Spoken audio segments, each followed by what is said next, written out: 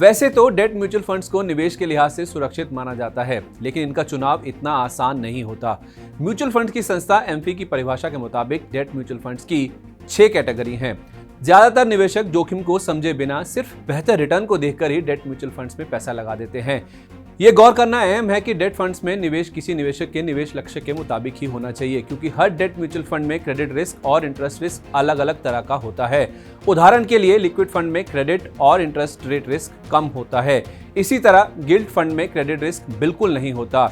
Interest rate risk का मतलब है कि ब्याज दरों में बदलाव का किसी बॉन्ड की कीमत पर असर। इसी तरह क्रेडिट रिस्क का मतलब है किसी बॉन्ड के डिफॉल्ट होने का कितना जोखिम है।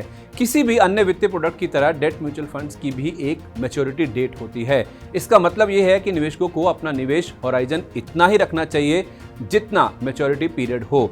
निवेशक अगर ऐसा नहीं करते तो उनके सामने नुकसान उठाने का जोखिम बना रहता है। निवेशकों को न केवल किसी डेट फंड का मौजूदा प्रदर्शन देखना चाहिए, बल्कि उन्हें इसके ऐतिहासिक रिटर्न का भी अध्ययन करना चाहिए। ऐसा करने पर ही निर्णय समझदारी भरा होगा। ब्याज दरें डेट म्यूचुअल फंड्स को प्रभावित करती हैं, इसलिए निवेशकों को इस बारे में जागरूक होना चाहिए कि वे ऐसे बदलाव के समय फंड को बनाए रखें या नए डेट फंड में निवेश करें।